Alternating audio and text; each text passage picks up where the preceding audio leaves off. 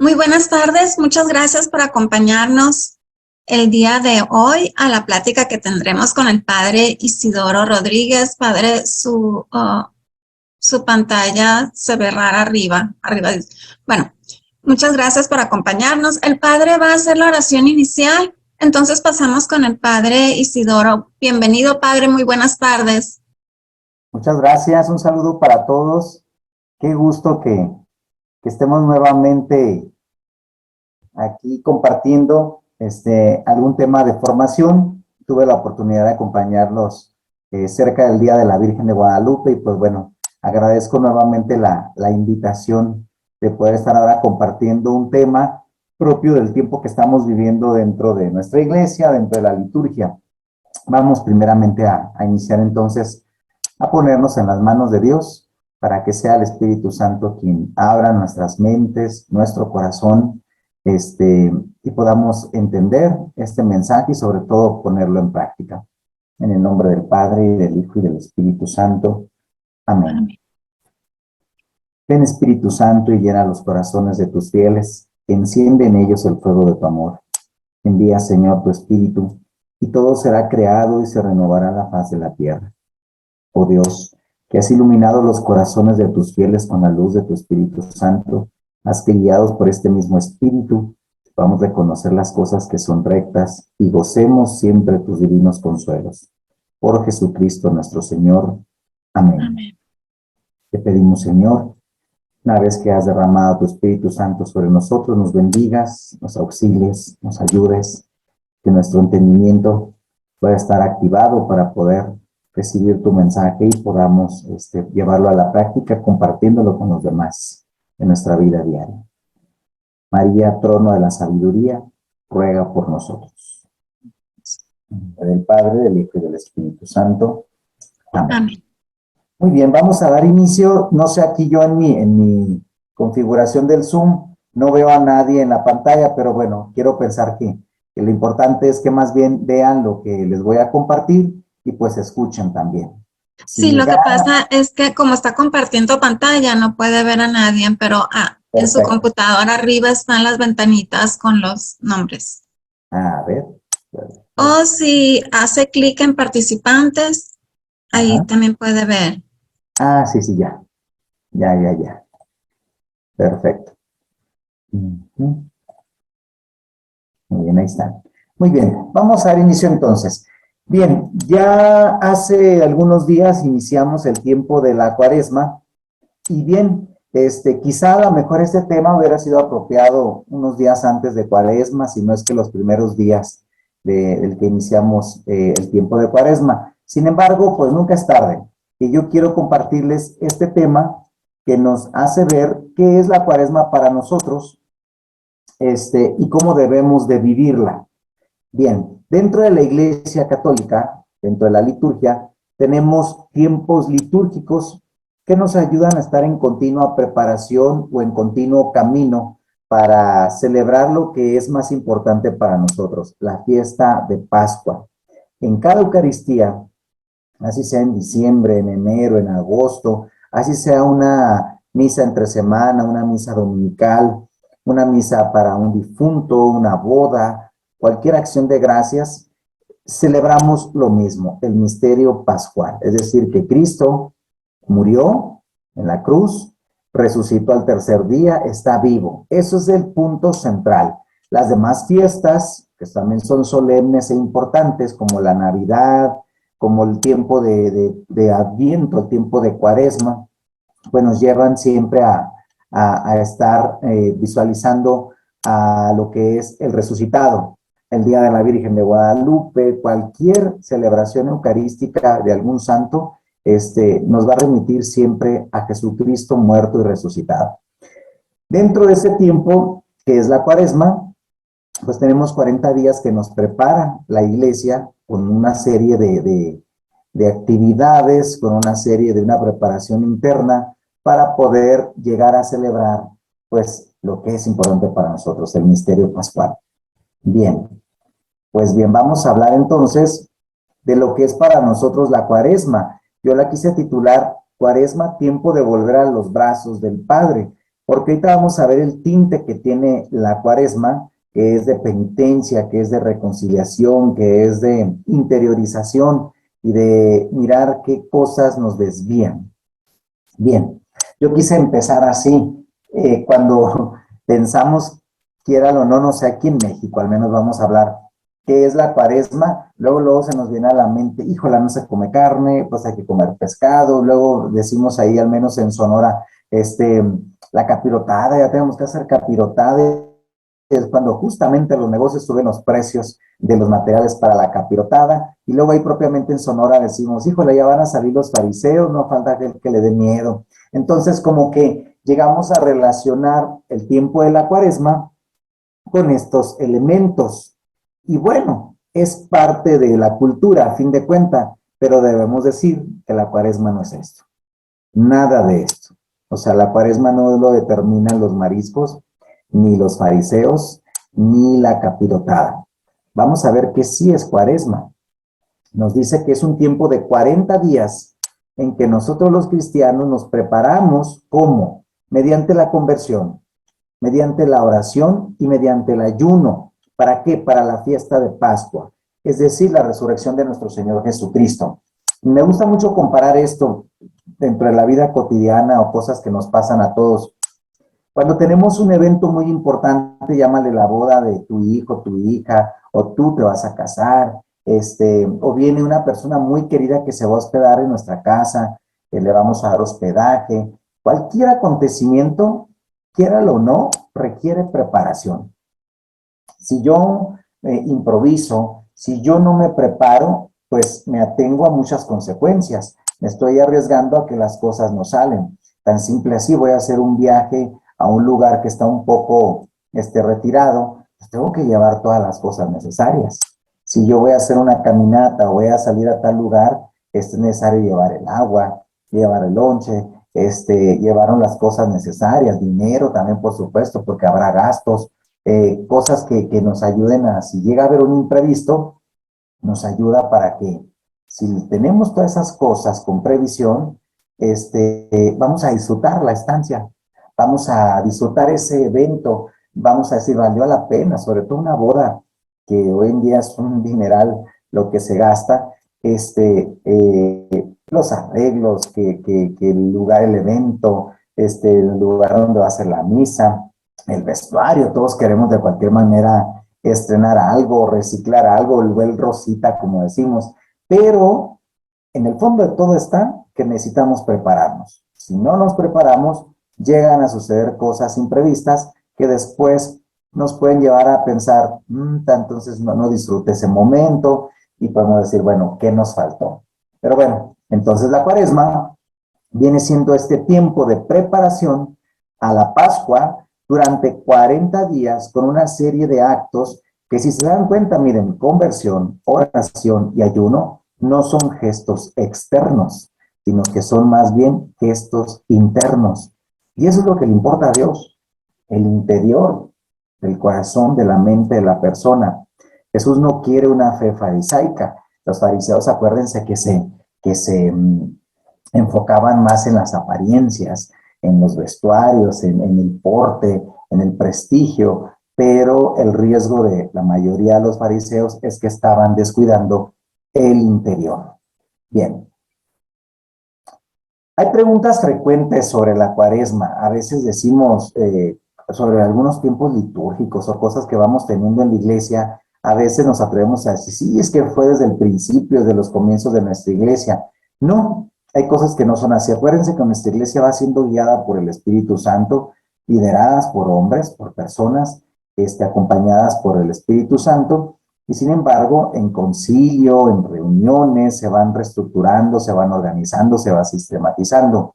Entonces, si nos preguntáramos, ¿desde cuándo se vive la Cuaresma? Pues aquí podemos ver que desde el siglo IV ya se manifiesta la tendencia a constituirla en un tiempo de penitencia y de renovación para toda la iglesia, practicando el ayuno y la abstinencia. Fue conservada con bastante vigor, al menos al principio, en las iglesias de Oriente. Cuando hablamos de la iglesia de Oriente, pues es la misma iglesia católica que está dividida en Oriente y Occidente, que en el siglo XI más o menos tuvimos un cisma por algunas diferencias doctrinales. Sin embargo, hoy en día nos mantenemos con el ecumenismo, buscando la unidad en la diversidad. Entonces, debemos de aprender más de la Iglesia de Oriente, que ellos como que nos regalaron muchísimas prácticas y muchísimas fiestas que hoy en día también la Iglesia de Occidente, que somos nosotros, la conservamos. Entonces, la Cuaresma ya en la Iglesia de Oriente se practicaba, ¿no? La práctica penitencial, después fue más aligerada en Occidente para nosotros, pero, sin embargo, el punto principal es que se debe observar un espíritu penitencial y de conversión. Por lo tanto, ¿cuál es el espíritu de la Cuaresma? ¿Qué espiritualidad tiene la Cuaresma? Es decir, ¿cómo debo de vivir la Cuaresma? Debe ser como un retiro colectivo, hermanos, de 40 días, durante los cuales la Iglesia propone a sus fieles el ejemplo de Cristo cuando se retiró al desierto. Fíjense qué interesante es realizar un retiro. Yo creo que todos hemos tenido un retiro, hemos ido a un retiro ignaciano, a un retiro de la parroquia, a un retiro de nuestro grupo, de nuestro movimiento, etcétera, etcétera. Y es muy importante porque el retiro, la misma palabra lo dice, retirarte, retirarte de tus ocupaciones. Incluso a veces creemos que quiero hacer un retiro, me tengo que ir a Guadalajara a vivir el retiro. Sí, geográficamente se puede, pero también existe el retiro ahí mismo donde vives. ¿En qué consiste? Retirarme de mis cosas habituales para adentrarme en un clima de oración, de más detenimiento, de contemplación, tal como lo hizo Jesús. ¿Por qué seguimos el ejemplo de Jesucristo que se va al desierto? ¿Por qué se fue al desierto Jesús? Jesús no se fue al desierto para ser tentado por el demonio, no, sino que Jesús, acuérdense, ¿cuándo se va al desierto Jesús? Antes de iniciar su vida ministerial. Todo lo que aconteció de la estancia al desierto hacia atrás le llamamos vida oculta, vida privada, es la infancia de Jesús, que nos narra Lucas y Mateo, el nacimiento, Jesús crece, es presentado en el templo, Jesús se pierde en el templo y hasta ahí no sabemos más cosas, sino que vivió sujeto a la autoridad de sus papás y crecía en estatura, en sabiduría y en gracia delante de Dios y de los pobres. Sí, esa es la vida oculta. O sea, no podemos decir cosas que no eran de Jesús, que se hizo milagros en su vida oculta, jamás, jamás. Él vivió como un niño más, sujeto a la autoridad de sus papás y aprendiendo, por supuesto. Cuando va a iniciar su vida ministerial, primero se retira. Primero, antes de tomar decisiones, primero se va al desierto, se prepara, pudiéndolo decir de una manera más práctica, va y dialoga con su Padre Dios sobre cómo va a iniciar su ministerio, en dónde, por dónde, cómo lo va a realizar, con quién, va a solicitar colaboración, va a hacer milagros de una vez así en cuanto llegue, ¿qué va a realizar? Imagínense, puso en orden todo. Yo creo que allí el desierto fue clave para Jesús, para que él lograra adquirir esa identidad. ¿Qué quiere hacer? La gente estaba en expectativa de un Mesías, pero resulta que era un Mesías, una mentalidad muy distinta a la cual Jesús como la inició. Ellos iniciaban un Mesías triunfalista, un Mesías guerrillero que iba a estar en todo momento con ellos. Jesús lo hace de una manera distinta y todo porque gracias a Dios fue a discernirlo en el desierto. Bien. Entonces, ¿qué es el miércoles de ceniza? El miércoles de ceniza lo iniciamos el 22 de febrero este año. Es movible, no tiene una fecha exacta, pero sí un día exacto. Siempre va a ser un miércoles el día con el cual iniciamos la Cuaresma. El miércoles de ceniza es cuando empieza la Cuaresma. Es un día especial de penitencia, donde manifestamos nuestro deseo, cada uno de manera individual, el deseo de conversión a Dios. Miren, el signo de la ceniza es un signo ya, no es propio de la Iglesia Católica. De hecho, ya desde el Antiguo Testamento vemos cómo aparecen algunos pasajes donde muchas personas hacían penitencia, se bañaban en ceniza, fueron perdonados por Dios, con sayales se vestían, etcétera, etcétera. Entonces la Iglesia retoma elementos también del Antiguo Testamento, prácticas también, que son también ricas en signo y obviamente en el contenido. Entonces, cuando nosotros nos colocaron la ceniza en la frente o en la cabeza, expresa un deseo, me gusta mucho decirlo, porque expresa un deseo personal. Y que también ahí tenemos una costumbre muy errónea de interpretar la ceniza. Es una realidad que en la mayoría de las iglesias en todo el mundo se llenan los templos. Todos quieren traer la ceniza, todos quieren que le pongan la crucecita, así decimos en el templo. Pero no entendemos el significado, como que no hemos catequizado ni nos hemos concientizado. A veces la gente cree que, ¿cómo voy a faltar al miércoles de ceniza a mi iglesia? Llego tarde, llego a la hora que pueda para que me pongan la cruz. Como que lo referimos mucho a la protección de Dios, que Dios me bendiga, que Dios me proteja. Pero la verdad es que no significa eso, hermanos. La verdad, el significado es un deseo mío, un deseo personal, o sea, el de cada quien, de decirle a Dios, Señor, en este tiempo de Cuaresma, con esta ceniza que me pongo en la frente, en la cabeza, quiero externar que yo quiero darle un giro a mi vida, que quiero cambiar, que no quiero ser el mismo, que quiero alejar todo aquello que no me hace feliz, que no me deja ser un buen hijo tuyo, que no me deja vivir como auténtico cristiano. Entonces, Señor, quiero vivir con este gesto que quiero externar, que durante estos 40 días quiero iniciar un proceso de conversión. Quiero retirarme, quiero quitar de mí todo aquello que no me deja crecer y no me deja vivir de manera libre y plena. Entonces, ese es el verdadero sentido de la Cuaresma, del miércoles de ceniza, perdón. Y nos dicen cuando nos pusieron la ceniza, nos dicen alguna de las dos frases: conviértete y cree en el Evangelio, o la otra: polvo eres y en polvo te convertirás. Son dos frases cargadas de mucho significado. Polvo eres y en polvo te convertirás. Venimos del polvo. El hecho de que el libro del Génesis diga que Dios tomó al hombre del polvo no es casualidad, es polvo y vuelve al polvo. Decía Job, desnudo salí del vientre de mi madre, desnudo vuelvo a él. Es la condición humana. Tenemos un inicio, tenemos un fin. Cada vez que celebramos, vamos a una celebración eucarística de exequias, donde vemos las cenizas, hoy que es una práctica cada vez más usual, o que vemos el féretro con el cadáver de la persona, nos damos cuenta de lo finito que somos, hermanos.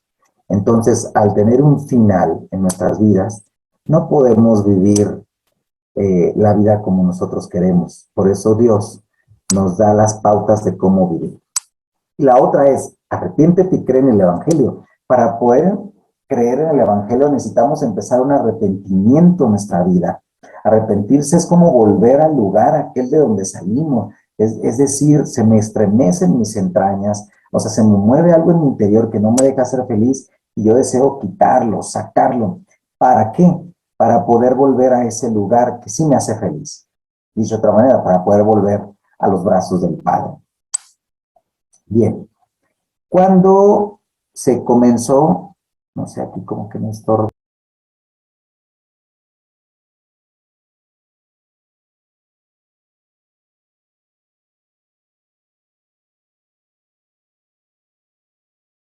Se le fue el internet al padre. Si nos dan unos minutitos, en un momentito regresa.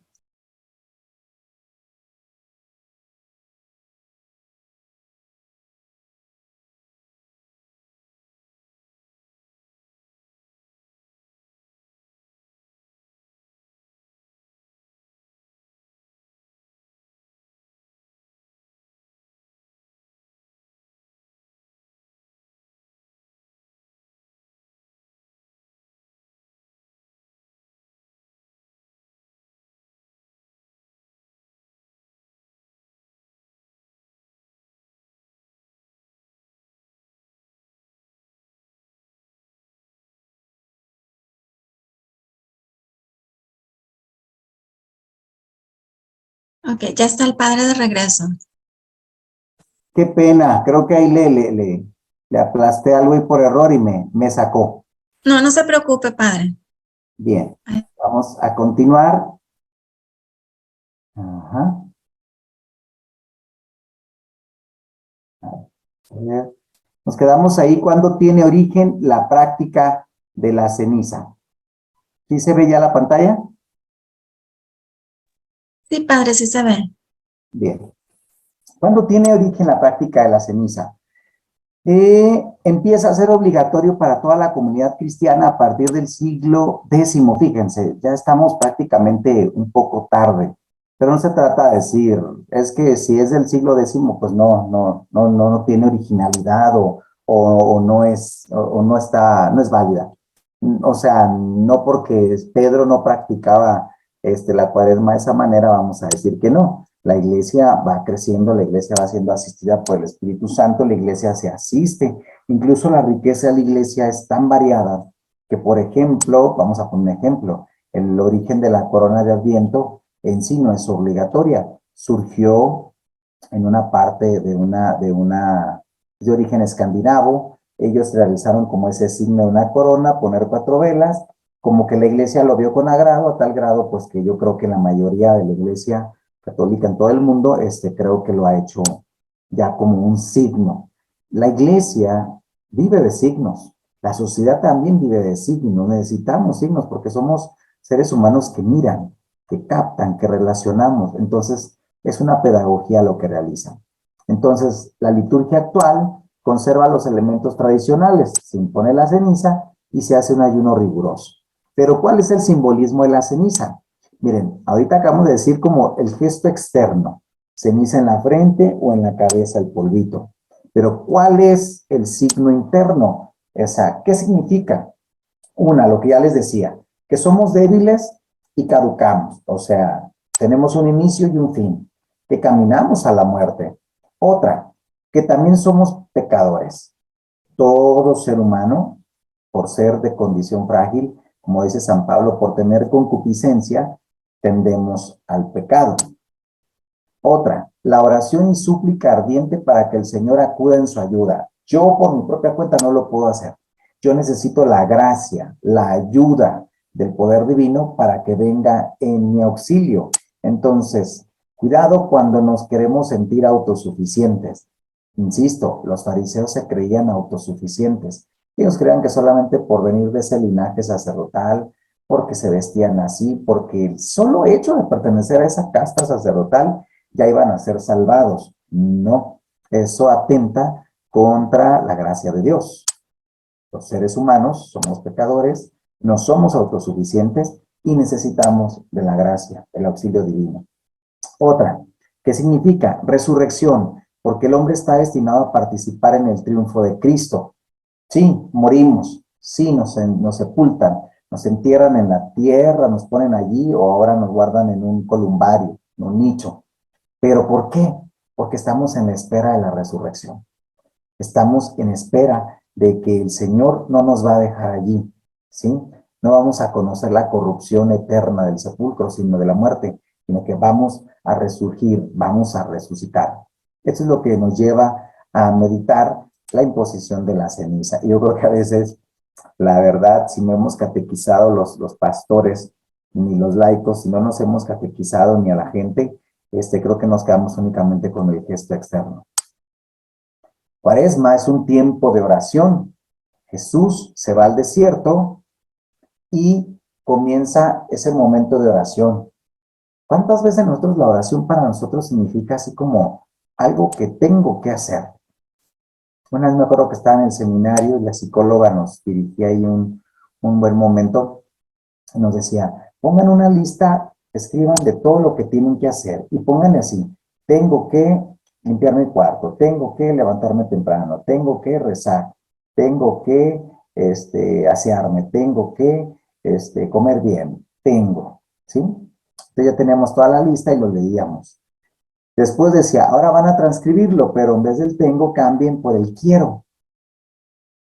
O el tengo o el debo, ¿no? Pero cámbialo por el quiero. Entonces, quiero levantarme temprano, quiero rezar, quiero disfrutar mi vida, quiero hacer mi cuarto, quiero hacer mi cuerpo, etcétera, etcétera. ¿Se fijan la diferencia? ¿Cómo cambia?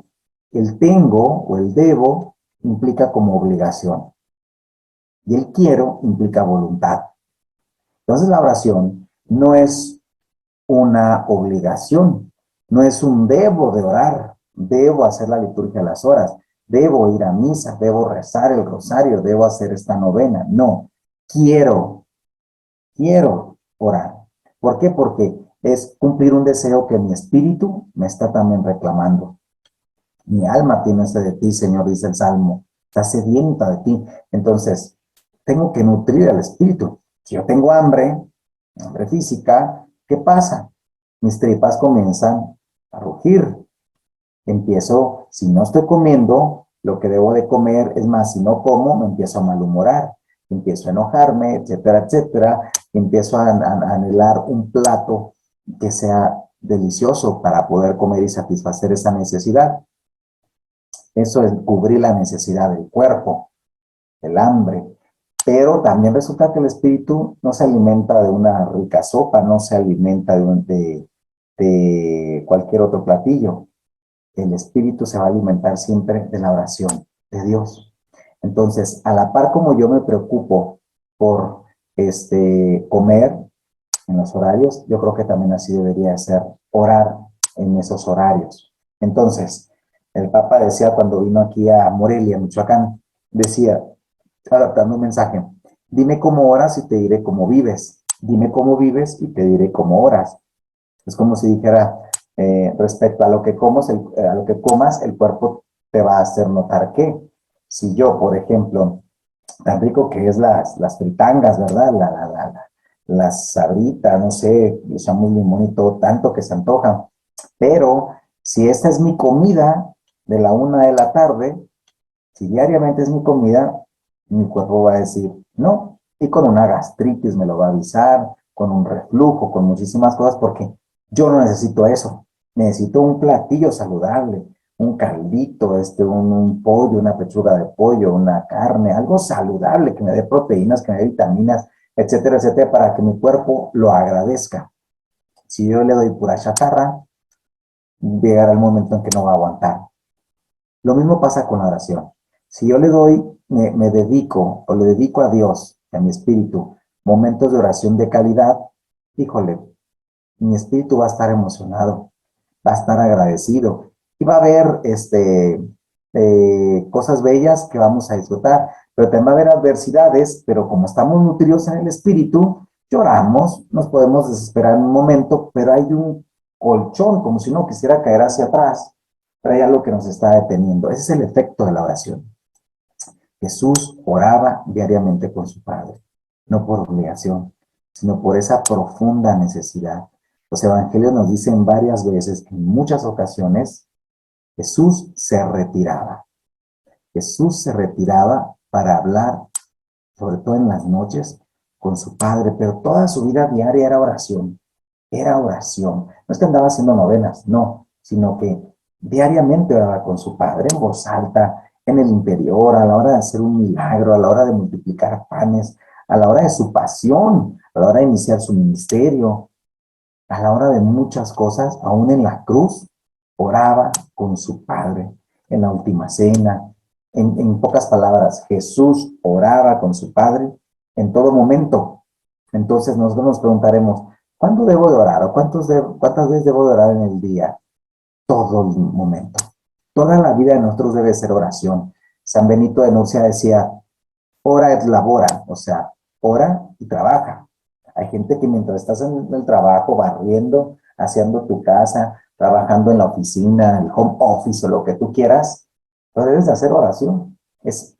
Oración en pocas palabras es involucrar a Dios en mi vida diaria, no solamente en momentos exclusivos, en mi vida diaria. ¿Por qué? Porque Jesús así lo hacía. Jesús era hombre de oración. Jesús oraba aquí en la tierra. Jesús ora por nosotros ahora como el mediador, el único mediador que intercede por nosotros ante el Padre. Por eso, dime cómo oras, te diré cómo vives. Dime cómo vives y te diré cómo oras. Creo, hermanos, también que cuando no nos está yendo bien, cuando tenemos situaciones de pecado, cuando estamos viviendo no de una manera congruente, a veces el Espíritu nos lo reclama y decimos, ¿por qué me estoy sintiendo así? No me siento digno de poder comulgar, no me siento digno de poder estar en este servicio. Si Sería bueno preguntarnos, cuando estamos en una situación recurrente, sería bueno preguntarnos, ¿y cómo está mi oración? ¿Verá cómo vamos a respondernos? ¿Cómo está mi oración? Y ahí tenemos la respuesta adecuada. Ahora, otro de los elementos principales es el ayuno del tiempo de Cuaresma. ¿En qué consiste el ayuno? Fíjense, a veces también tenemos una idea muy errada del ayuno. Pero aquí viene exactamente qué es. El ayuno consiste en hacer una sola comida al día, aunque se puede comer algo menos de lo acostumbrado por la mañana y la noche. No se debe comer nada entre los alimentos principales, salvo caso de enfermedad. La iglesia es flexible, la iglesia aclara perfectamente y nos dice en qué consiste el ayuno. Es privarnos, ¿sí? Haciendo solamente una sola comida fuerte. Entonces, en la práctica, en la mañana la levanto, puede ser agua y un pan, o café o leche y un pan, cualquiera de esas cosas, algo sencillo. Entonces, sin colaciones ni nada. Al llegar, después de la hora de la comida, sí debe ser el plato fuerte, lo que debemos de comer, ¿sí? Y en la cena, nuevamente algo leve, un pan, con agua, o un café, o leche, algo sencillo, un líquido, ¿sí? Esto es en realidad el ayuno. Y el ayuno, hermanos, se realiza, la iglesia lo invita a que lo hagamos miércoles de ceniza y viernes santo, únicamente. Ojo, tengan mucho cuidado porque a veces queremos imponer cosas que el Código de Derecho Canónico no nos está diciendo. Una vez recuerdo que estaba en confesiones, llega un jovencito de 16, 17 años y empieza a confesarse. Y entre las cosas me acuerdo que me comenta, me está costando el ayuno. No era ni siquiera Cuaresma. Yo le digo te está costando el ayuno. Y luego me dice, por cierto, ¿cuántos panes me debo de comer? ¿Cómo? No te entiendo. Sí, pues ¿cuántos panes me debo de comer únicamente en el ayuno? A ver, le dije, explícame, ¿por qué estás haciendo el ayuno? O sea, ¿quién te lo sugirió? ¿Y cómo es tu ayuno? Entonces, no, pues que fui con tal padre, y el padre nos invitó a que hiciéramos el ayuno y nos dijo que no se trata de comer nada en el día, nada en el día, más que solamente pan y agua. Caray, me quedé, ¿cómo? Si ustedes leen esto que dice, esto sí lo dice la iglesia. El padre le estaba diciendo algo mucho más fuerte, más radical. Y entonces le dije yo, tu preocupación es cuántos panes, porque solamente era un pan en el día con agua, y él, pues, el pecado, de comillas, era que se comía unos 3 o 4 panes. ¿Por qué? Porque no aguantaba. Hermanos, cuidado con ese tipo de falsa información tan radical que no nos lo pide la iglesia. Ahora, si alguien por voluntad propia dice yo quiero ayunar, todos los viernes o cada miércoles, etcétera, etcétera, es punto y aparte, pero no puedes obligar ni invitar a hacer un grupo de ayuno para que eso esto y el otro. No es la finalidad, hermanos. No es solamente abstenernos de esas cosas. Ahora, si está atentando contra mi salud, por supuesto que no debo de hacer un ayuno, no debo de atentar contra mi cuerpo. Es la salud también la que importa. Por eso dice salvo en caso de enfermedad. El ayuno invita a las personas mayores de 18 años hasta los 59 años. Si la persona tiene ya 60 años en adelante, no está obligada, pero si esa persona desea y está sana, lo puede hacer, mas no está obligada. Ahora, si la persona tiene alguna enfermedad, pues diabética o cualquier otra enfermedad, no está obligada, por supuesto, a hacer ayuno. Debe de cuidar su cuerpo, porque su cuerpo está requiriendo de alimento. En cambio, si hace un ayuno cuando no lo debe de hacer, está atentando contra su cuerpo. Se fija en la flexibilidad también de nuestra iglesia y es importante también quitar falsa información. Nos gusta decir, la Virgen lo está pidiendo. La Virgen María en nuestra actualidad lo está pidiendo. No hagamos hablar a la Virgen María lo que nos está diciendo. La Virgen María, hermanos, nunca va a contradecir lo que dice la iglesia. Si hay una discípula que está sujeta a la autoridad también de la iglesia, aunque ella sea la madre de Dios, es nuestra madre. Es nuestra madre. El hecho de que aquí en Guadalupe, cuando se aparece aquí en el Tepeyac, le dice, ve con el obispo. Le dice a Juan Diego, ve con el obispo y exponle mi mensaje. O sea, María respeta y sabe perfectamente que el obispo representa al apóstol de Jesús, así como ella convivió con esos 12 y los que le siguieron. María es respetuosa. Por eso a mí me interpela mucho el hecho de que hagan hablar a la Virgen María cosas que no dice. Y le ponen ahí que anda ella pidiendo ayunos como si solamente se tratara de cumplir por cumplir. No, la iglesia nos invita al ayuno, pero tiene también su espiritualidad. A la par en que yo me estoy privando de alimentos, como que el espíritu se va forjando y también el espíritu está diciendo, ¿qué tal si yo me privara de cosas más internas que no me están, beneficiando? Por eso es importante también hacer un ayuno espiritual. Tiendo a chismear mucho, tiendo a intrigar, tiendo a decir cosas que no son, tiendo a quererme meter en lo que no me importa, tiendo a criticar, tiendo a hablar mal de la iglesia, mis compañeros, mis hermanos, los sacerdotes, mi esposo, mi esposa, etcétera, etcétera. Pues era bueno que pudiéramos ayunar.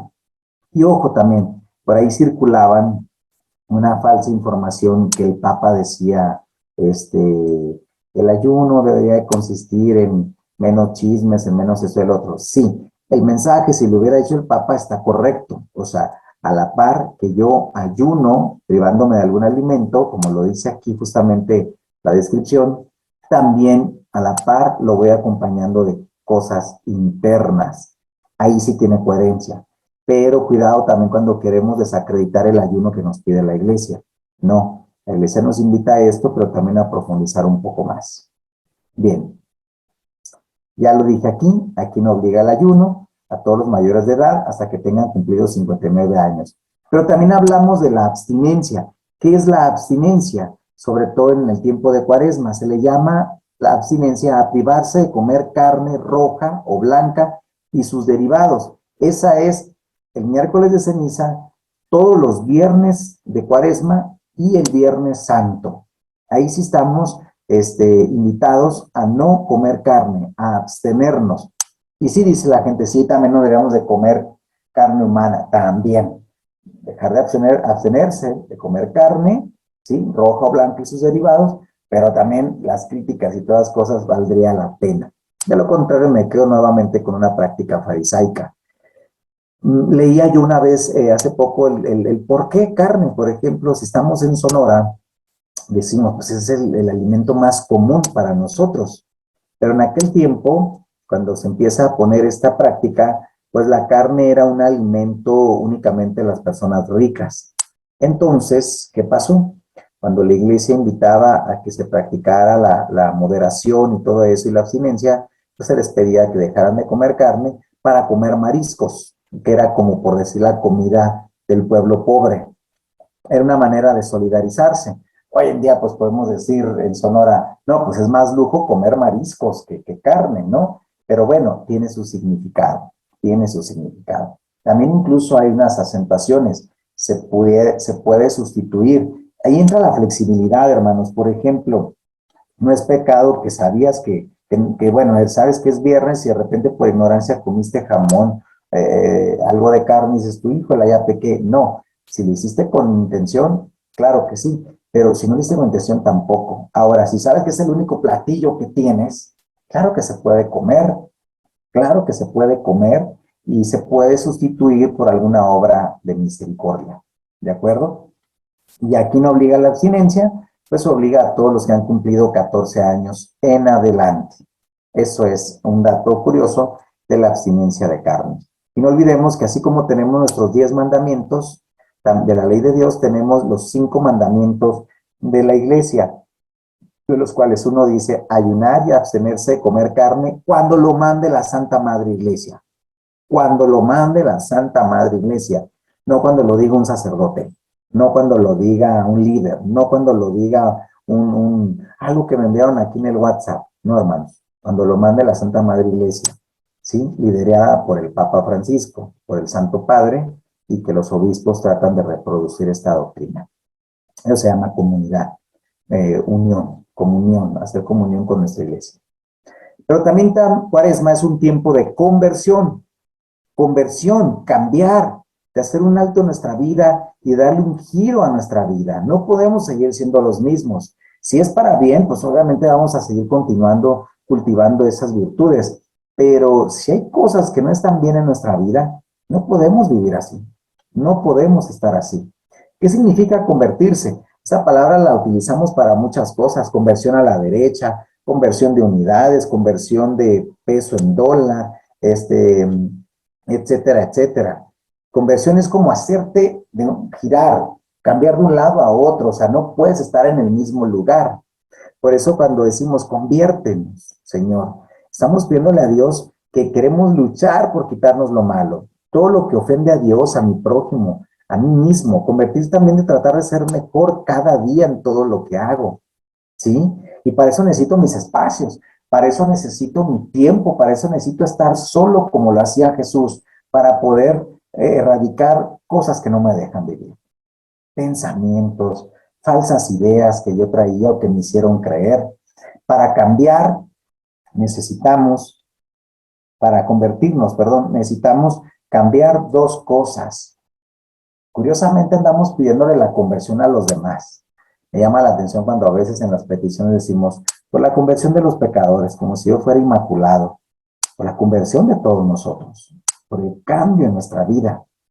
La conversión es algo que no se puede cantar victoria, no puedo decir, a los 55 años logras la conversión. Por supuesto que no, ustedes no me dejarán mentir. No, la conversión siempre va a ser un camino en el cual llegaremos ya, pero luchando, caminando, ¿sí? Practicando. Entonces, en la conversión no es algo exigirle a los demás la conversión. Debo de empezar conmigo. Y cuando yo empiece a cambiar, me voy a dar cuenta que las demás cosas ya están cambiando. Incluso puedo ser para el otro un contagio, así como cuando ahorita, aunque seguimos en pandemia, aunque ya no estamos en un grado tan alto, nos daba miedo a que nos contagiaran. La conversión sí sería algo bueno que se contagiara. O sea, te veo tan feliz, te veo tan pleno, tan plena, te ves tan distinta. ¿Qué te pasó? Te veo tan cambiada, dicen. Ah, sí, es que fui a la estética y me hicieron eso, sí, pues eso es un gesto externo. Pero se te nota algo más desde adentro. Es más, hasta sonríes. Ah, entonces nos estamos dando cuenta que la conversión comienza a tener entonces efecto en nuestra vida diaria. Convertirnos implica cambiar dos cosas. Una, cambiar la idea que tengo de Dios y también cambiar la idea que tengo de mí mismo. ¿Se fijan que no involucra al otro? Cambiar la idea que tengo de Dios, trae a la mente qué te dijeron de Dios cuando estabas pequeño. Yo creo que a más de muchos de nosotros nos dijeron, no levantes la mano porque Dios te la va a hacer chiquita. Dios te está viendo, Dios mira tus pecados, Dios viene en auxilio y venía como el Superman. Como que tenemos una idea falsa de Dios que quieren o no, hermanos, sigue repercute en nuestra vida. Sigue haciendo efecto en nuestra vida ese estilo de Dios, que mira más mi pecado, que mira más lo mal que me he portado, como si fuera el famoso Big Brother que cuando inició el 2000 comenzó aquel programa que fue una sensación porque era una cámara que te estaba viendo a esos habitantes. Y así nos llegamos a imaginar a Dios como un Big Brother, como uno que nos está viendo y como que nos está espiando y como que es un Dios incluso curioso, un Dios intrigoso que solamente mira más nuestras debilidades, nuestras flaquezas. No, es el Dios que sí, mira nuestros pecados, pero también mira nuestros aciertos, mira la gracia que Él realiza en nosotros. Es el Dios que está con nosotros. Entonces debemos de cambiar la idea de ese Dios que me inculcaron para poder verdaderamente adentrarme a la verdadera imagen de Dios, el Dios misericordioso, el Dios que me trajo el Señor Jesucristo. Una catequista, me acuerdo que fue con sus niños al seminario, todavía estaba en el seminario, andábamos conviviendo y en un receso se sienta junto a mí la señora y así me confesó, me dice, verás cómo me cuesta relacionarme con Dios. No le oro, se me dificulta orar con Dios. Con la Virgen, sí, con la Virgen me es más fácil rezarle, hablarle, pero con Dios no. Y yo la escuchaba y ella seguía hablando. Ha de ser porque yo tuve mala experiencia con mi papá. La experiencia de mi papá no fue nada buena, o sea, nos golpeaba, nos maltrataba, era machista, etcétera, etcétera. Entonces a mí me costaba, dice ella, me costaba verdaderamente querer a mi papá. Es más, no lo quiero, o sea, me cuesta mucho. Entonces, eso que me digan que Dios es padre, pues me cuesta ver la imagen de un padre amoroso. Yo veo más a un padre que está para amolarme la vida, que un padre que me está para insultarme, para enviarme castigos. Te quedas pensando cómo repercute las situaciones de vida que también tenemos, creer que ese es Dios. Yo me acuerdo que le empiezo a hablar pues en el Dios de Jesucristo, que es el que nos trajo, el que Él puso en práctica, el que Él dio a conocer más aún, que Él decía, nadie conoce al Padre sino el Hijo, y nadie conoce al Hijo sino al Padre, y aquel a quien se lo quiera revelar. Jesús nos reveló el verdadero rostro del Padre. Y la parábola del buen padre, del hijo pródigo, como comúnmente le llamamos, es el retrato vivo de cómo es Dios con nosotros. Cómo es Dios con nosotros. Entonces, es importante cambiar la idea que tengo de mí, de Dios, perdón. Y finalmente la otra es cambiar la idea que tengo de mí, ¿sí? Cuando me veo al espejo, ¿qué siento? Cuando me miro, ¿qué me digo a mí mismo? ¿Cómo es mi trato conmigo mismo? Por algo la ley, el Shema Israel decía, escucha, Israel, el Señor tu Dios es uno, y lo vas a amar con toda tu mente, con toda tu alma, con toda tu fuerza, con todo tu corazón, y a tu prójimo como a ti mismo. O sea, la manera como yo me amo es como amo a Dios. Es mentira que yo diga, ay, amo a Dios sobre todas las cosas, cuando yo me estoy menospreciando, cuando yo me hago menos, cuando no me valoro, cuando yo me miro y me digo, qué feo. Peor aún, hermanos, cuando yo me comparo con el otro. ¿Por qué no soy como fulanito? ¿Por qué no soy como ella? Yo quisiera tener ese cuerpo, yo quisiera tener esa habilidad, yo quisiera ser así. Y peor aún, nos vamos envidiando. Y es triste porque vamos como dejando de ser nosotros para ser las otras personas. Y no, el amor propio, sumamente importante. Antes decía, eso es narcisismo, es pecado. Claro, el narcisismo existe cuando hay un exceso de un ego tan elevado donde importas tú, luego en segundo lugar tú, y tercer lugar tú, y si hubiera un cuarto, tú. Entonces, no, aquí lo importante es, sí, sin olvidar el yo, hay que involucrar el nosotros.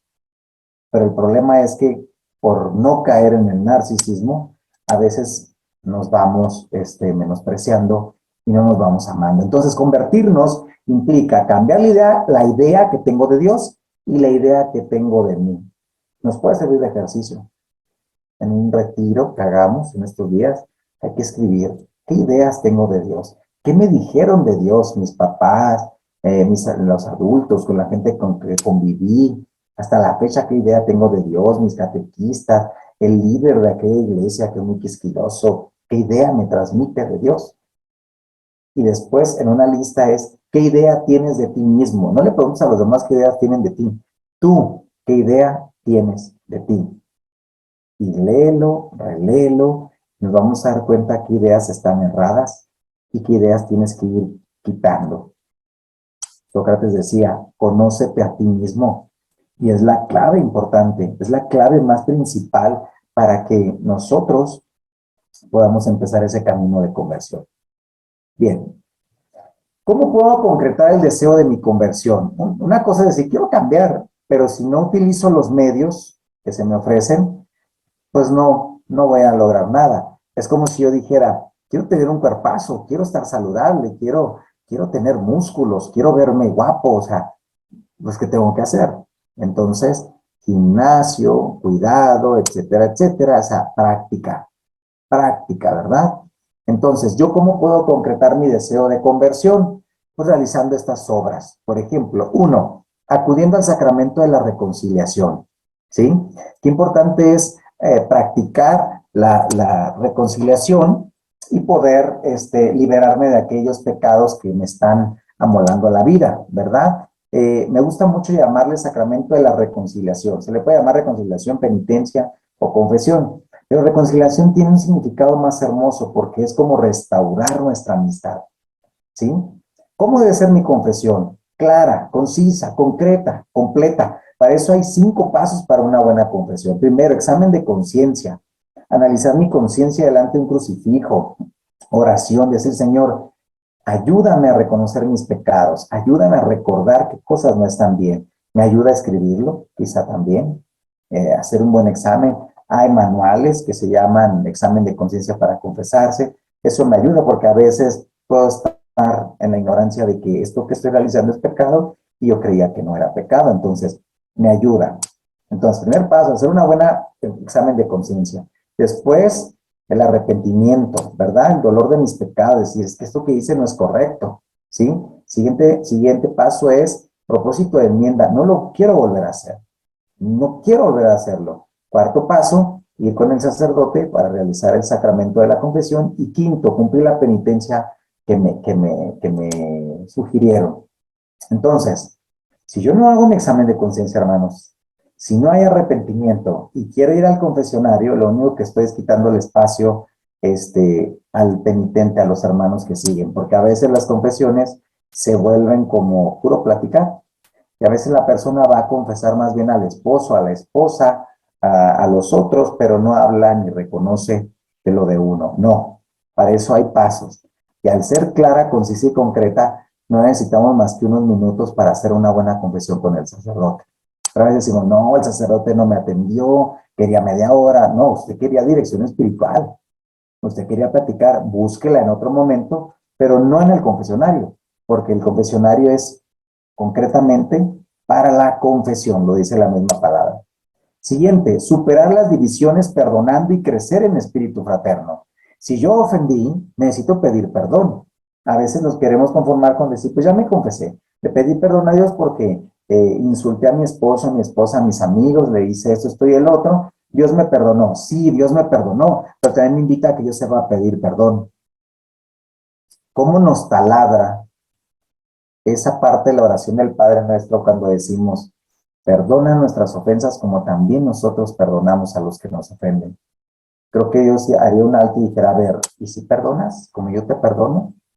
Jesús hasta nos regaló una parábola de aquel hombre que fue perdonado una deuda porque le lloró al rey y cuando salió, vio que le debía a uno una mínima cantidad y lo metió a la cárcel y lo trató como perro. Y Jesús dice, ¿cómo es posible?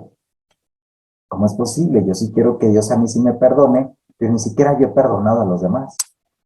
Por eso debemos de superar las divisiones. Debemos de practicar la reconciliación. Una persona me decía en confesión, padre, pues fíjese que hace 2 años que no me hablo con mi hija, pues todo porque no fui a Navidad con ella y ella no me habla, pues yo no le hablo. Y pues ni modo, yo estoy esperando a que ella me hable. Y bueno, pues no sé, ¿usted qué me aconseja? Si estoy el otro. Y ya ella me dice, pues soy ministro de la Eucaristía, estoy en no sé en qué otro grupo, estoy el otro, y le digo, señora, pues con todo respeto, pero creo que al menos si estamos más cerca de las cosas de Dios, estamos sirviendo en la iglesia, creo que al menos el de la iniciativa debemos de ser nosotros. Nosotros debemos de poner en práctica aún más sabiendo lo que nos pide Jesús. Tome lo que aquella persona por ignorancia o por orgullo no lo hace, pero yo en mí no debe de caber ya un orgullo cuando todos los días estoy celebrando una misa, cuando escucho la palabra de Dios y que nos dice, no guardarás rencor en tu corazón, reconcíliate con el hermano, tuve hambre, me diste comer, tuve sed, me diste beber, estuve enfermo, me fuiste a ver. O sea, de cualquier manera, a los que estamos más cerca dentro del servicio de la iglesia, pues nos taladra y nos compromete a vivir de manera coherente. Pero si yo tengo ese tipo de orgullo de decir, no, que vengan hacia mí, pues ya soberbia. Intentamos ir superando esas divisiones, hermanos. Y qué bonito se siente cuando comenzamos ese proceso de aclarar con los demás malentendidos, cuando nos abrazamos, cuando damos un beso, cuando nos sonreímos, cuando todo vuelve a como antes. Eso es lo que Jesús quiere. Ahí trascendió. Y finalmente, el otro punto es practicar las obras de misericordia. No practicarlas por obligación, no hacerlas porque tengo que hacer un cumplido. Aquí lo importante es vivirlas diariamente. Y desgraciadamente cuando decimos obras de misericordia, se nos viene a la mente la típica, dar una torta, dar 10 pesos al que me limpió el vidrio sin habérselo pedido, o aquel que va pasando y que le tengo que dar como por obligación. No, las obras de misericordia van más allá. Con respecto a eso, el Papa Francisco nos decía, Cuidado de ser asistencialistas. A veces a la persona nos queremos como descargar nuestra conciencia dándole 10 pesos y decir, ya hice mi obra de misericordia. A veces ni siquiera le estamos ayudando a esa persona. Es más, lo estamos manteniendo a que siga así. Necesitamos ver más por los demás. Necesitamos ayudarle más a los demás, viendo más la dignidad de la persona, la integridad. No, el asistencialismo no es bueno. La iglesia viene cargando con mucho asistencialismo.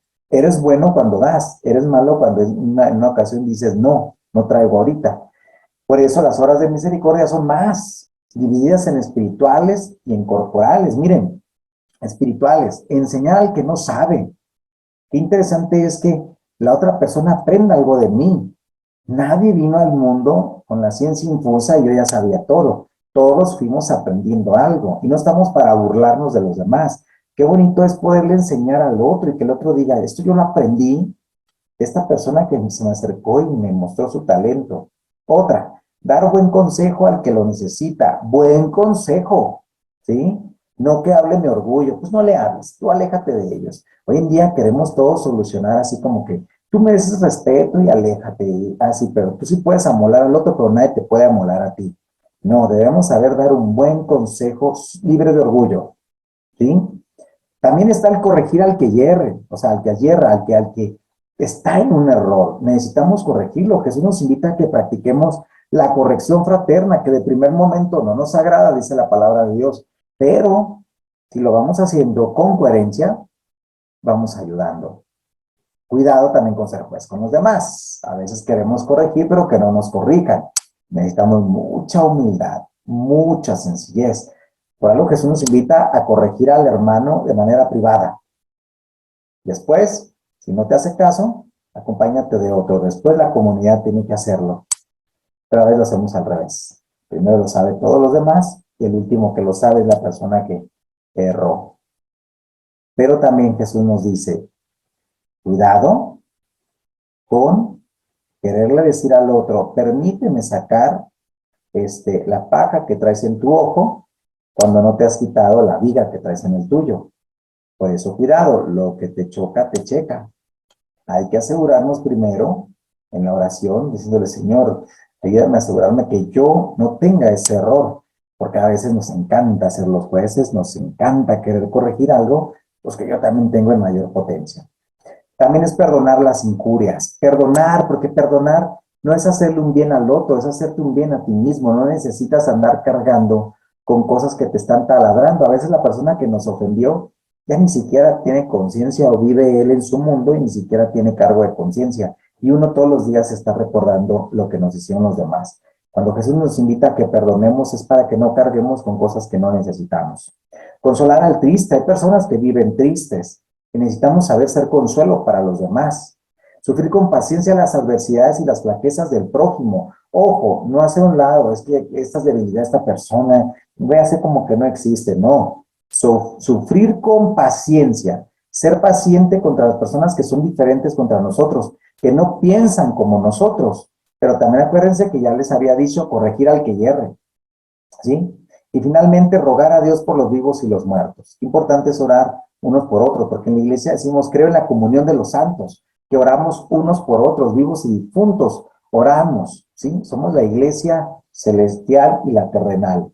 También están las horas de misericordia corporales, quizá las más conocidas, visitar al enfermo, dar de comer al hambriento, dar de beber al sediento, vestir al desnudo, socorrer al cautivo, dar posada al peregrino, enterrar a los muertos. Qué interesante es cumplir todas estas obras de misericordia. Permiso. No sé si vieron, se me fue la película, el nombre de la película. Es la de un niño, se me fue el nombre de la película, que fue producida por Eduardo Verástegui.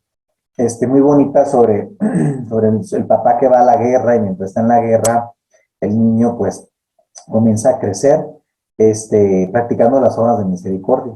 Es interesante el cómo va palomeando él, se va forjando en el cumplimiento. Va a haber días en que las vamos a practicar proponiéndonos, por ejemplo, si yo digo, bueno, voy a consolar al triste, a lo mejor busco una persona que está triste. pero llegará el día en que a lo mejor nos llegue una persona sin que nosotros la esperemos, que está pasando por una situación triste. Palabras de ánimo, de aliento, no de represión. No, no estés triste, no, pues está triste la persona. ¿Cómo acompañarlo? A veces la sola presencia hace mucho. Una llamada telefónica. Desgraciadamente con la pandemia, con todas las medidas, nos fuimos haciendo hombres y mujeres egoístas, que ahora ya no queremos nada porque nos da miedo, entre comillas, a que nos contagien. Pero por el teléfono no nos contagiábamos. Y qué interesante es al menos mostrar la cercanía con las videollamadas, con las llamadas telefónicas, que gracias a Dios nos dio una muy buena, vivimos en un tiempo de buena tecnología. Habrá momentos en que hay personas que nos pidan algo de vestir, de comer, a algún lugar donde pueda albergarse, o sea, qué interesante es poderlos llevar a ese lugar o pagarles un lugar donde puedan hospedarse. Todo eso, hermanos, lo hacemos con creatividad y en la vida diaria. Nos damos cuenta que nuestro espíritu se va forjando y nuestro espíritu dice, qué bien se siente cuando hacemos el bien, qué bonito, qué rico se siente y no cuando me das ácido de chismes, no cuando me das agruras con tus malos comentarios, no, se siente tan rico como un aliciente cuando de repente le sonreíste a una persona, cuando fuiste amable, cuando le diste de comer y todavía le preguntaste el nombre y lloraste por él, etcétera, etcétera. Ahí las horas de misericordia tienen entonces la función de irnos forjando, forjando. Nos vamos dando cuenta que somos hermanos, que somos hijos de Dios, que estamos llamados a ver unos por otros. Finalmente, cuando iniciábamos la cuaresma, principalmente, más bien, perdón, no, aquí está es otra cosa. Cuando iniciamos, sí, el primer domingo de cuaresma, exactamente, le llamamos el domingo de las tentaciones, porque siempre el primer domingo recordamos las tentaciones que Jesús tuvo en el desierto. Fue tentado por Satanás, tentado, ¿sí? ¿Por qué? Porque mientras Jesús estaba en el desierto hablando con su padre de cómo iniciar, viene el maligno a ofrecerle a través de las tentaciones unas maneras más prácticas de iniciar su ministerio, más prácticas. Entonces Jesús vence las tentaciones y decimos, pues sí, las venció porque era Dios, pues sí, las venció porque pues, tenía la capacidad de hacer un lado al demonio. No, las venció porque estaba sumergido en la oración. Estaba en un diálogo profundo con su padre. A pesar de que aparentemente, físicamente estaba solo allí, el Espíritu de Dios estaba con él y su padre también estaba con él. Por eso las tentaciones del maligno son como unas vías más prácticas de cómo iniciar su ministerio.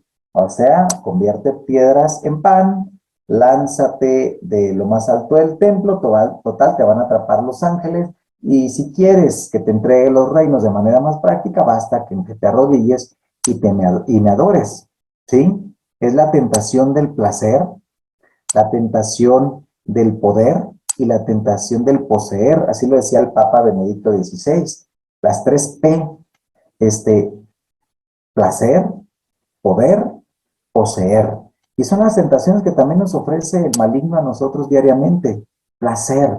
Viniste al mundo a vivir, a disfrutarlo, a base de todo. Sí, el placer no es malo, el placer es necesario en nuestra vida. Un placer cuando terminas de leer un libro que te emocionó. Sentimos placer cuando comimos algo riquísimo, cuando esa comida tú le hiciste y dices tú, wow, me quedó riquísimo. Cuando hiciste ejercicio, placer como cuando dormiste las horas necesarias, dice el cuerpo, qué rico se siente, un buen baño, placer cuando hacemos un bien a alguien, placer cuando sonreímos, etcétera, etcétera. El placer es bueno, no es satánico, ¿sí? Pero el problema es cuando queremos obtener placer de todas las cosas, cuando queremos hacer las cosas de manera más práctica, sin el menor esfuerzo. Convierte piedras en pan. O sea, tú lo puedes hacer. Sí, lo podía hacer, pero no era lo correcto. ¿Sí? Poder, poseer, todos queremos tener poder. Más aún cuando nos dan un cargo en la iglesia, un servicio. Al padre lo nombraron decano. El padre ahora es obispo de tal diócesis. El padre coordina tal parroquia. A fulanita la hicieron líder del grupo de la vela perpetua, etcétera, etcétera. Ya está en el servicio, ya le subieron de rango. Yo diría, no nos subieron, nos bajaron. Me hicieron sacerdote. Ah, lo subieron, padre, me bajaron. Ah, tal padre lo hicieron obispo, lo bajaron mucho más. A fulanita le encomendaron que coordine a los catequistas, la subieron, ya tiene rango la jefa. No, la bajaron porque necesitamos abajarnos para servir. Y eso no es cuento. Jesús nos dice que para sentirnos importantes hay que servir, hay que abajarse. Él se abajó a lavar los pies. Y así debemos de hacerlo nosotros. ¿Sí? Poder, ese no es el poder el que decir, porque yo lo digo, a ti te toca el lunes y a mí no me lo discutes, porque si no te sales de la iglesia. Es un poder mal empleado. Eso es tiranía. Y eso no quiere Jesús en nosotros. ¿Sí? Y el poseer ni se diga. A veces queremos poseer. Entre más vamos viendo posibilidades, queremos tener, tener, tener.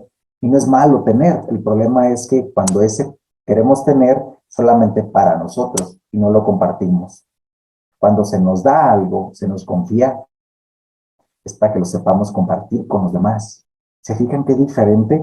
Las propuestas de del tentador queriendo darle una manera más práctica. El pecado en eso consiste, en irnos por la vía más rápida en la cual podemos violentar al otro y no nos importa, no nos importa. Tuve placer a base de ti quitándote eso, esto y el otro y no me importa. Tengo esto que yo tengo aquí, que he poseído, o sea, fue de manera corrupta, pero no importa, lo tengo yo. O sea, tengo poder y yo lo uso como me gana porque yo soy el coordinador, yo soy el líder. No, Jesús nos dice que no. Jesús nos mostró un rostro más diferente y acciones más diferentes. Eso no debe de ser la vida del cristiano. Pues en sí eso, hermanos, es lo que debemos estar atentos. Aquella voz del maligno que a veces nos quiere hacer caer, pero sobre todo estar más atentos a la voz de Dios. Cuando tenemos la voz de Dios en nuestra vida a través de la palabra de Dios, no necesitamos estar escuchando al demonio. Hay gente que habla más del diablo que de Dios. Hasta el Papa nos dice, no dialoguen con Satanás. Hay gente que habla más y quiere ver pecado donde quiera. Sí, el mal existe y nos quiere hacer caer, pero el mal no va a poder tener acción en nosotros cuando nosotros estamos con Dios. A Jesús se le acercó el maligno. A Jesús lo quiso tentar el maligno. Sin embargo, lo venció porque estaba armado de Dios a través de la oración. Y eso también está al alcance de nosotros. Y así finalizamos.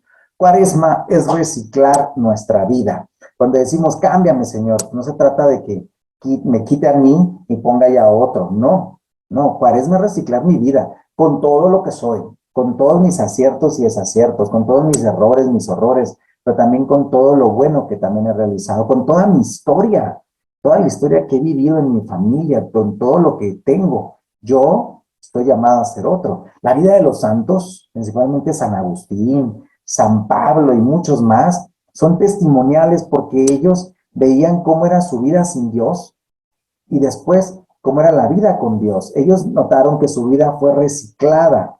Dios no nos quita la historia ni borra de nosotros cosas que nos fueron pasando, pero eso sí nos da la posibilidad de ser nuevas personas con lo mismo que somos. Sí, decía San Pablo, yo era perseguidor, yo esto, el otro. San Agustín narraba toda su vida disoluta y todas sus desviaciones. Y luego nos dice, pero soy esto. Y no por mi propia cuenta, sino por la gracia de Dios. Entonces estamos llamados a vivir una vida con Cristo para que nuestra vida sea reciclada. Y esto es en sí el significado de la Cuaresma. Pues hasta aquí finalizo, hermanos. Espero que les haya servido. No por eso, porque estemos ya casi por finalizar el tiempo de Cuaresma, vamos a decir, no, pues ya falta poquito. Ojalá, yo siento que los tiempos litúrgicos son como unas degustaciones, ¿no? Cuando uno va al Costco o así, te dice, para que compres este producto, te vamos a dar a probar está riquísimo. Y dice, no, sí lo llevo, sí funciona, pues esa estrategia. Yo siento que los tiempos litúrgicos son precisamente esto. O sea, ¿qué tal si yo vivo completamente este tiempo toda mi vida? Que a pesar de que sea agosto y no es tiempo de Cuaresma, yo tengo que estar en esa dinámica de Cuaresma, convertirme, cambiar, erradicar cosas, y no hay peor lucha que la que no se hace. Vamos en el camino, vamos con Cristo, vamos con su gracia, vamos con la iglesia, va la Virgen con nosotros. Es importante vivir la cuaresma, yo diría, los 365 días del año. Muchas gracias, espero que les haya servido, que les haya aclarado y no los haya revuelto. Y cualquier cosa estamos a la orden, hermanos. Bueno, si tienen alguna pregunta, la pueden escribir en el chat de Zoom o en el chat de YouTube. Yo por mi parte voy a tratar de hacer parte de mi vida el cambiar el tengo que por el quiero. Eso va a ser lo que me voy a proponer de aquí en adelante. Y Alejandrina dice, muchas gracias, Padre. En YouTube no hay preguntas todavía. No sé si tengan comentarios, como hay poquita gente, si gustan, les puedo abrir el micrófono si quieren comentar algo. Adelante, con confianza. Pueden levantar la mano y con gusto les abro el micrófono. Denise, ¿tú tienes algún comentario? No sé si tengo. Padre, muchísimas gracias. Me encantó toda la historia, porque la verdad yo desconocía muchas cosas de de cómo se inició el miércoles de ceniza, todo esto. Muy, muy lindo. Muchas gracias. Gracias a Dios. No, sobre todo que tenemos que aprender también a ser humildes y a servir. Nancy Lara dice, gracias por tan grandes enseñanzas. Alejandrina dice, ¿podría explicar una? Si gustas abrir tu micrófono, Alejandrina, y puedes hacer la pregunta. Sí, quería ver si el padre podría explicarnos lo que es una vestidura nueva. Una vestidura nueva, ¿en qué contexto? Me imagino que en el espiritual, Alejandrina. Sí. Sí, como cuando uno se confiesa sería como quitarse esa vestidura vieja y tener una nueva, ¿sería así, padre? Claro, parecido a aquello que cuando el padre bueno esperó al hijo pródigo, y que llega, póngale unas sandalias nuevas, una vestimenta nueva y un anillo, fiesta, pues precisamente cada vez que nos reconciliamos con Dios y con el prójimo, pues traemos una vestidura nueva. Nadie va a una fiesta sin estrenar algo o el bel rosita, como digo, pues, o sea, nadie va sucio a una fiesta, salvo que te asaltaron, te hicieron algo, pero uno sabe perfectamente cuál es hoy en día utilizan la palabra el outfit, ¿no? O sea, la ropa adecuada. Pues Dios también nos da una ropa adecuada que se llama gracia, y eso es maravilloso. Okay. Marce, mi hermana, dice, muchas gracias, felicidades por su séptimo aniversario sacerdotal, padre, muchas felicidades. Gracias, Marcia, saludos a todos también. Sí, la mandamos felicitar el sábado, padre. Y Beth Rosas dice, muchas gracias, gracias, padre, un gusto, saludos y bendiciones.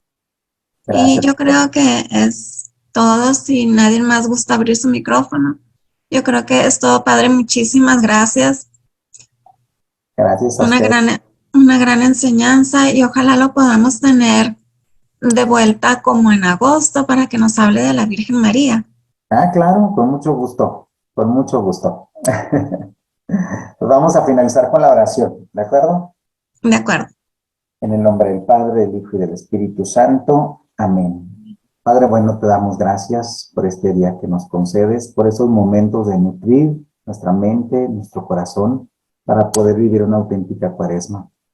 En la espera de estos días santos, Señor, ayúdanos a morir contigo, a ser sepultados, para poder revivir, resucitar a una vida nueva y sentirnos hombres y mujeres con un nuevo vestuario, llenos de la gracia que tú nos das, por tu pasión, por tu muerte y resurrección. Bendícenos y santifícanos, que tengamos un buen descanso. Cuida de nuestros enfermos, de los que morirán en este día, y ten piedad y misericordia de todos nosotros. Nos encomendamos bajo el poder de la Santísima Virgen María, nuestra Madre. Bajo tu amparo nos acogemos, Santa Madre de Dios. No desprecies las súplicas que te dirigimos en nuestras necesidades. Antes bien, líbranos de todos los peligros, oh Virgen gloriosa y bendita. Ruega por nosotros, Santa Madre de Dios, para que seamos dignos de alcanzar las promesas de nuestro Señor Jesucristo. Amén. Y que el Señor esté con ustedes. Y con su espíritu.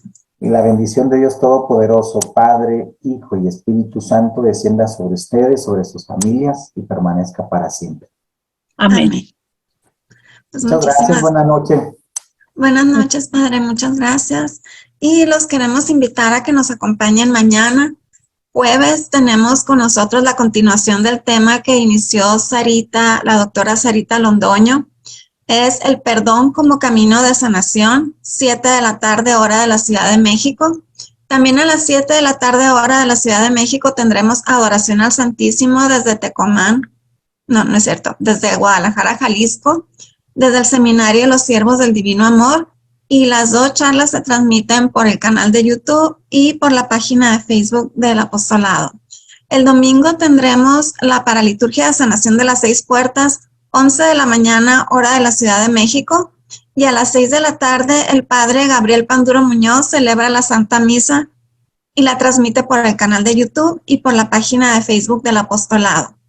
El próximo miércoles tendremos con nosotros al doctor Julio López Morales con el tema ¿Existió Jesús? ¿Existió Pilato? Es una investigación numismática. ¿Qué es? Numismática es acerca del papel del dinero. Entonces, con eso nos va a demostrar él cómo Jesús sí existió y Pilato sí existió. Bueno, que pasen todos una muy bendecida noche. ¿Tienes algo más que agregar, Denise? No, muchas gracias, Marista. Ok, bueno, pues muchas gracias por habernos acompañado. Que pasen una muy bendecida noche y los esperamos en los siguientes eventos del apostolado. Gracias.